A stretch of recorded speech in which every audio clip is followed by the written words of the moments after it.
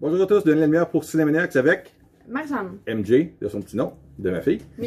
Aujourd'hui, ça va être une vidéo assez courte pareil, puisqu'on a... Là, présentement, je suis en train de beaucoup regarder les séries que j'ai recommandées dans les dernières semaines. Donc, pas beaucoup de nouveautés. Sauf que là, on commence à avoir des offres de screening à voir, un peu comme ce qu'on a fait avec le film Totally Under Control qu'on a fait la semaine passée. Et donc, il va y avoir d'autres films ou documentaires qu'on va pouvoir faire la critique bientôt. Je veux aussi faire des vidéos, peut-être ce week-end, je vais faire ça, des vidéos sur les collections, un peu. Quand je fais des vidéos de collection, c'est pas pour vous montrer mes collections, c'est pour partager avec vous la passion de collectionner. Puis, cette semaine, on a comme, c'est quoi, c'est un documentaire qui est assez important pour les réseaux sociaux. C'est un mini-documentaire, mini-film, parce qu'il y a des scènes jouées comme un film, là, que c'est pas réel. Mais il y a une partie que c'est des gens qui ont travaillé dans l'industrie du réseau social. Puis, du réseau social ou des réseaux sociaux? Des réseaux sociaux. Il y a des gens qui ont travaillé chez Pinterest, chez Google, chez Facebook, pas des assistants. Chez où? Pas trop vite, s'il te plaît. Google, Facebook, Pinterest, ouais. Twitter. Pinterest, ça fonctionne encore? OK. Pinterest, c'est plus pour les photos, hein? Comme les photos de mariage, les gâteaux, la nature, les chevaux. C'est tout comme un monde féerique, là. Mais quand je faisais mon projet pour le cégep, souvent j'ai fait des recherches sur Pinterest justement pour aller chercher des belles photos puis des images comme des originales là, des anciennes années. En tout cas. Puis c'est pas des gens qui étaient bas là, dans le système de travail. Là, tu parles dans le documentaire. Ouais, ça s'appelle comment encore? The Social Dilemma. Le dilemme social? Mais c'est pas ça en français, c'est un autre titre? Ils appellent ça Derrière nos écrans fumés. Ok, ouais. Pour peut-être comprendre un peu le côté de ça, je pense que c'est le côté négatif ou la perception des gens qui ont travaillé dans l'industrie, qui eux-mêmes disent aux gens, peut-être pas de pas regarder ça, mais d'y aller avec modération. C'était peut-être la bonne affaire, d'y aller avec modération. Ben, il disait que les réseaux sociaux, en fond, c'était une drogue, là. Okay. Clairement. C'est combien d'épisodes, combien de temps? Ah, c'est un film de 1 heure. Ah, c'est un film, c'est pas une série? Non, c'est un documentaire one-shot. Ok, je pensais que c'était une série, ça. Okay. C'est 1h34 exactement, sur Netflix. Lis un peu les synopsis pour que les gens puissent... Mi-drame, mi-documentaire, ce film montre l'impact humain néfaste des réseaux sociaux. Des experts en technologie tirent la sonnette d'alarme sur leur propre création. Parce que c'est ça, il y en a des fois, c'est genre des co-créateurs de Google. Ou un gars qui a designé Facebook puis qui designait les publicités. Il y en a un, il dit, moi je travaillais pour la monétisation de Facebook. Fait que c'est moi qui devais chercher les publicités.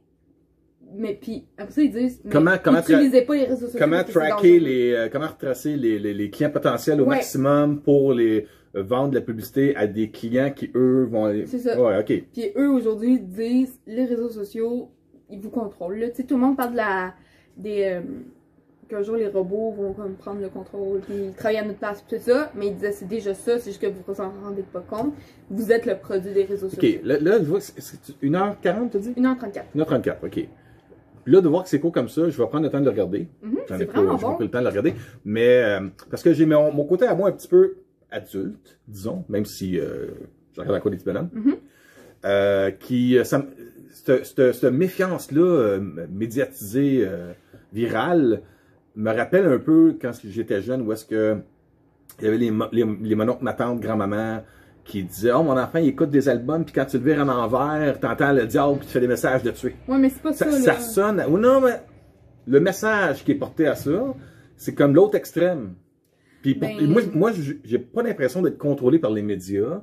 J'ajoute pas nécessairement de quoi parce que j'ai une publicité sur le web. Ce qui fait peur, c'est qu'on fait juste parler d'une fin de semaine en Estrie, puis j'ai des promotions d'auberges. Ouais, fait que ça fait peur. Tu dis, OK, ils nous écoutent. En même temps... Ben, c'est pas juste ça. Tu sais, il disait, exemple, là, on s'en va, moi, plus tard, puis on s'en va faire une activité. On n'est pas sur nos celles. Mettons qu'on s'en va faire un cours d'arrêter de bouger nos mains. Hein? On n'est pas sur nos téléphones, OK? On profite de notre activité. Puis là, tu vas recevoir une notification genre Nowhere. Moi, ça m'est déjà arrivé avec toi, puis c'est ça que je te disais pendant que j'écoutais le documentaire, qui me dit Denis Lemierre est à proximité de vous. Ben, je le sais qu'il est à proximité. Ben oui, gars. Je t'avais. Mais Facebook t'envoie une notification pour que tu prennes ton téléphone, puis que tu gosses sur Facebook pendant 1 heure. Puis là, qu'est-ce que tu fais sur Facebook? Ben là, tu vois les publicités. Fait que Facebook rapporte. Non, je regarde des émissions de bouffe. Mais quand t'es sur Facebook puis que tu scrolls, là, toi, tu vois les publicités. Tu pèses pas nécessairement dessus, mais c'est le même que Facebook fait son argent quand tu vois les publicités. Fait que t'es le produit des réseaux sociaux. Ils sont capables de lire la psychologie des gens pour leur offrir exactement ce qu'ils veulent. Ça, c'est un côté de la médaille. Ça, il en parlait aussi dans le L'autre côté de la médaille, je pense qu'il y a le côté d'être mature de soi-même. C'est pas parce que je regarde des films d'horreur que j'ai envie de prendre un couteau à steak, d'aller dehors puis de tuer du monde. Non, c'est pas parce que je joue à des jeux vidéo à Call of Duty que j'ai envie d'aller me chercher une arme à feu de chasse puis de me mettre à tirer dans un centre d'achat. Oui, ça arrive. Malheureusement, je pense que ça, c'est dans l'ADN des gens où est-ce que les foules se touchent. Un peu dans le même principe que j'ai le potentiel, avec mes revenus, de pouvoir m'acheter pas mal tout ce qui me tente. En même temps, c'est pas parce que Facebook ou Instagram va me faire une publicité sur les nouveaux boîtiers Blu-ray en métal 4K 3D d'un film que j'aime que je vais nécessairement faire « j'ai besoin de ça ». Je peux me gâter et moi, le côté de moi que je vois ça, c'est je fais comme, ah, je savais pas que ça existait, puis là, on me l'offre. Ouais, comme, ah, cool! Là-dedans, il parle pas juste des publicités, là, il parle vraiment de comme du temps que tu passes sur ton téléphone. Ça, c'est vrai, on passe beaucoup de temps là-dessus. Puis tout ce que tu vois, puis de la propagande, puis depuis que, exemple, les élections, mais oui, le gouvernement est capable d'utiliser Facebook pour t'emmener à pas aller voter, pas faire ci, pas faire ça. Puis il montre des images. Encore là, on fait le yin play yang, mais moi, quand j'étais jeune, ma mère, elle allait voter pour un tel parti parce que l'autre, elle aimait pas la face. Ouais. Ça avait même pas rapport à son mandat d'élection. C'était juste parce qu'elle aimait pas la face. Ma mère n'a jamais voté pour Jean Chrétien parce qu'elle trouvait laid. Tu peux être pour ou contre les convictions, les acquis ou les choses que, exemple, Jean Chrétien aurait fait pendant ses mandats. Mais tu peux voter pour ou contre par rapport à son charisme ou à sa beauté. Ben, aujourd'hui, c'est autre chose. Il y a de l'influence qui vient du web. C'est ça. Parce qu'ils savent que les gens sont beaucoup là-dessus. Mais les réseaux sociaux, tu sais, ils essaient vraiment de montrer que puis ils disent, les réseaux sociaux, c'est beau, là. Tu sais, comme tu peux faire ta recherche sur tout, puis t'informer. Mais il y a beaucoup de propagande. Puis les gens qui ont créé ça ont perdu le contrôle des réseaux sociaux. Que ça soit. Même moi, je sais là, que ça m'emmène d'anxiété des fois. Puis, tu sais, je pensais à ça. Les deux, on est sur YouTube, mais on n'a pas un niveau de. On n'est pas à 10 000 followers ou 100 000 ou 1 million de followers. Mais vous remarquerez que beaucoup de YouTubeurs que vous suivez, en tout cas, moi je sais, des YouTubeurs que je suis, beaucoup ont fait des burn-out, sont tombés en dépression, font de l'anxiété dans le tapis, puis mentalement, leur santé ne va pas bien. Oui, mais encore là, je t'ai expliqué ça. Ça, c'est de. Je l'ai fait moi avec Cinémaniacs au début. Les concours, tout. C'était pas la même affaire, mais il faut à un moment que tu réalises tes limites. Ouais, mais il faut que tu te mettes aussi à leur place que eux, c'est leur source de revenus. Tu sais, ils n'ont pas de travail à côté, fait qu'ils poussent, ils poussent. Puis même le cerveau fait comme, ok, moi je suis plus capable. Oui, mais ça, c'est la dure réalité de la vie. C'est ça la vie. C'est pas tout le monde qui peut être à la maison à s'enregistrer en vidéo puis de vivre de ça. J'ai un travail et j'adore mon travail. Je suis très bien rémunéré par rapport à ce que je fais comme travail et ça me permet de prendre un temps X par semaine pour pouvoir faire des vidéos avec mes enfants ou par moi-même, de parler des choses que j'aime. J'ai pas l'intention de vivre de YouTube, puis mon Dieu. Un jour, ça arriverait, je sais même pas si je lâcherais ma job. Non, parce que t'aimes ta job. Exact. T'aimes ce que tu fais. Mais tu sais, il montrait, puis pas juste ça, le taux de suicide chez les jeunes a augmenté avec tout ce qui est. Ça, tu peux pas enlever ça. La cyber-intimidation des réseaux sociaux, ça aide pas. Ouais. Les jeunes font énormément d'anxiété puis de dépression depuis que il disait, je pense, c'est entre 2011 et 2017, là, les dépressions puis l'anxiété chez les jeunes, ça l'a popé, puis les suicides aussi. Parce que, tu sais, exemple, les filles, on est sur Instagram, puis là, on se sent pas bien. Tu peux même rajouter les divorces là-dedans. Tu peux même rajouter les divorces. Le gazon a tout le temps de l'air vert chez le voisin, tu sais. Puis, tu sais, la fille de 11 ans là, qui est sur Instagram, puis qui a un corps de mannequin, elle sait pas là, que ça a tout été refait, puis qu'il y a des filtres à n'en plus finir. Puis elle se dit, ah, moi aussi, je veux ça. Puis elle va voir ça à n'en plus finir, puis elle va se sentir mal dans son corps. Puis ça peut créer de l'anxiété. C'est stupide, là. Mais le fait de créer. Est-ce qu'on se un peu de tout ça dans le. Parce que là, il faut en rester pareil au contenu de la critique de du film, là. Il essaie vraiment de montrer le mauvais côté. Qu'est-ce que de négatif des réseaux sociaux, puis quoi faire pour faire attention à ça. Est-ce qu'il y a une partie quand même qui vont dire qu'il y a du bon dans ce côté-là, ou c'est vraiment juste pas de bâcher, mais d'amener le côté négatif? Le but, c'est vraiment d'exposer. Est-ce qu'on a une perception juste, ou est-ce que. Ben, le but, c'est d'exposer les côtés négatifs, mais il dit, tu sais, il y a une beauté chez les réseaux sociaux. La recherche, la médecine qui a évolué avec ça, tu sais. Mais le but du documentaire, c'est pas ça. C'est de te montrer c'est quoi le problème en ce moment avec les réseaux sociaux. Ils vont pas parler du bon côté, tu sais. Puis moi, je pense que, tu sais, c'est pas des épais qui parlent. C'est des gens qui étaient haut placés dans les réseaux sociaux. Ouais, qui sont à l'interne, des insiders, comme on dit, là. Et qui ont beaucoup à perdre en parlant dans ce documentaire-là, on s'entend-tu que Google pourrait se virer de bord pour faire comme c'est de la diffamation ce que tu viens de dire là sur moi? Fait qu'ils ont énormément à perdre, puis ils le disent. Puis ils disaient, moi j'ai des enfants, puis mes enfants, ils n'ont pas le droit de toucher à ça. Moi, j'utilise pas Google, j'utilise un autre, un autre navigateur pour aller sur Internet. Moi, j'utilise pas ça parce que... Tu sais, c'est vrai, là, quand tu y penses, les notifications que tu as besoin, t'as-tu besoin de savoir que Isa a publié quelque chose ou que j'ai actualisé mon statut? Non. Oui. Ce que tu as besoin, toi, c'est tes messages. Mais le reste, t'en as pas besoin. Moi, au pire, Isa, j'ai chuchote dans l'oreille le soir quand on se couche. T'as-tu dit quoi à propos de moi? Pour me dire oui.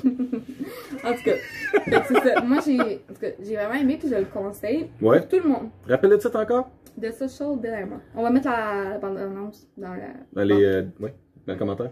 Description? Oui, dans l'info. Dans l'info. Dans le texte? Comme ça, vous pouvez aller voir la en dessous de l'écran? Oui. À quelque part? C'est sur Netflix. Sur Netflix. C'est ça, c'était ma question. C'est où ça? Oui, c'est sur Netflix. Mais Netflix, là, autant leurs films sont... Ouf. C'est un peu botché mais ils sont plus forts dans les documentaires et les séries. Ouais, documentaires, là, souvent quand j'écoute un documentaire Netflix. Puis moi, j'aime ça. Écouter quelque chose puis apprendre nouveau. Puis surtout, tu sais, c'est pas... genre, c'est le fun d'apprendre des quoi sur la forêt amazonienne, mais je vis pas là-bas. Tu sais, comme, j'ai pas un lien. Mais les réseaux sociaux, on est là-dedans constamment, 24 sur 24. On touche à ça. Tout le monde est là-dedans maintenant. Fait que je pense que c'est important de s'informer. Ça veut pas dire que j'ai enlevé toutes mes notifications de mon téléphone. Puis, tu sais, il y en a un, il dit... C'est sûr que j'aimerais ça te dire, désabonne-toi de tous tes réseaux sociaux puis efface tout.